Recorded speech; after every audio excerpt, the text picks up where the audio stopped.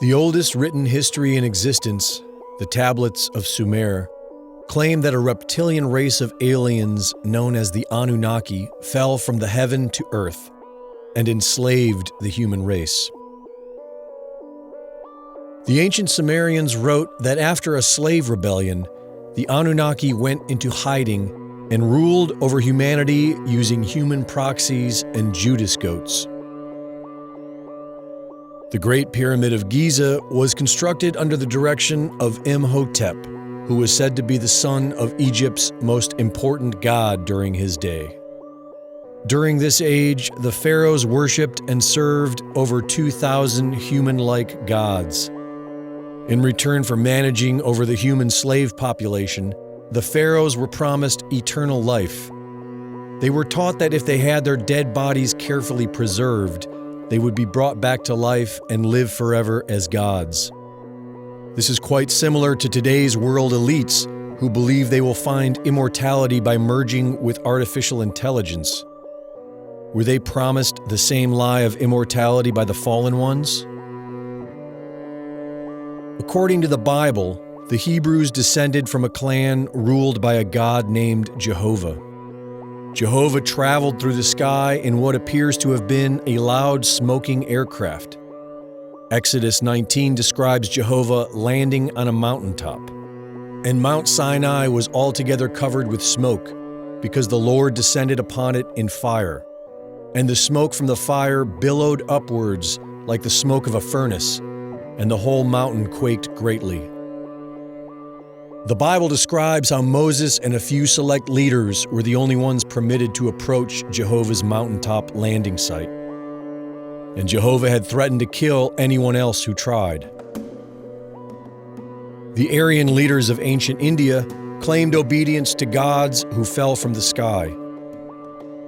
These human-like gods were called Asura. The Nazi inner circle of the Third Reich claimed to have been following orders from these very same Aryan gods. These Aryan gods taught the Hindus that there was a natural cycle of life that included a dramatic death of humanity, followed by a rebirth. The legend of the phoenix teaches that a natural law exists wherein mankind must die by fire to emerge out of the ashes, growing again, dying again, and so on forever. During the plague of Europe, many people reported seeing bright lights in the sky, preceded by a foul-smelling mist that creeped into town, followed by the Black Death. At least 50 comets were reported in the sky during the Black Death. Also, the appearance of human-like figures dressed in black, wielding long scythes, were reported on the outskirts of town. This is where the image of death was born. After the strange beings were seen, an outbreak of the plague would manifest.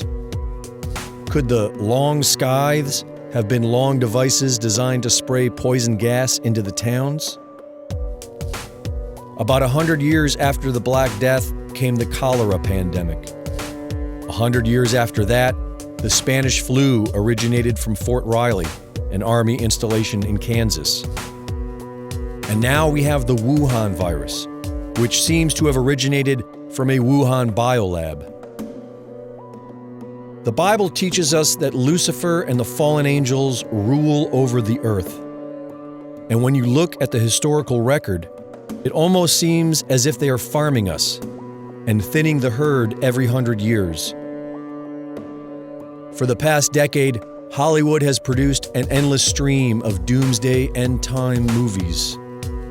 The History Channel alone has deeply embedded the concept of UFOs and aliens into our perceived reality.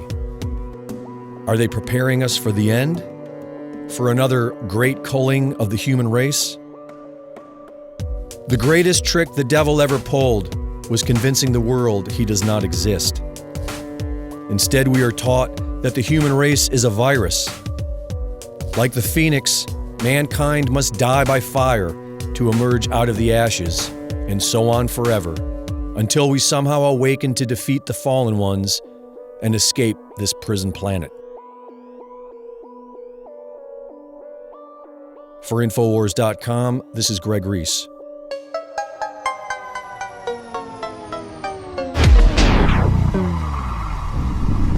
What do I do, Lord? Destroy the child. Corrupt them all. This is their plan, people. These are demons. It's basically an intergalactic invasion into this space through people. I'm telling you, it's what all the ancients said. It's what they warned of. It's what we're dealing with. They're demons. They're frickin' interdimensional invaders, okay? I'll just say it. Make fun of me all you want on CNN or wherever, but everyone already innately knows this. These people are not frickin' humans, okay?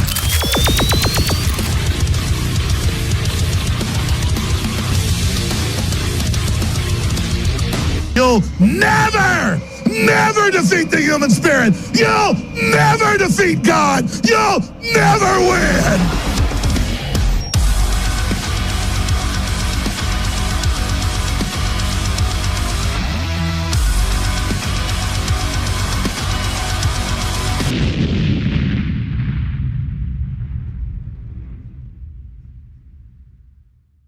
There's a reason the globalists are fighting so hard to shut us down.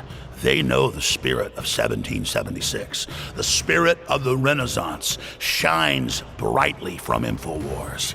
That spirit of fighting evil is growing stronger, not weaker under attack, because your will is strong. And make no mistake, this is a war of wills. InfoWars' main mission is to expose the globalist blueprint, rally humanity, and stop them dead in their tracks. As modern Paul reveres, it's critical for all Americans to do their part in the animating contest of liberty to expose darkness and promote freedom and a pro-human future everywhere we go. The quickening is here. We are now entering the crossroads, and InfoWars is rising to the challenge. InfoWars and our dedicated, committed crew is fighting harder than ever. We live in the most historical times ever seen in the history of our species. Everyone can see it, they can feel it, they can taste it. But now, it's all going to the next level. Evil is rising, and to challenge it, good is rising as well. The fact that you're awake, the fact that you're involved, the fact that you're engaged, even in the smallest way, is giant. It's massive. It's consciousness. Now, as the year 2020 dawns, we must redouble our efforts like never before in the fight to bring down the deep state and defeat the globalist anti-human system. But the only way our information gets out is when you spread it. And when you support it by funding our operations, which are your operations, at InfoWarsStore.com.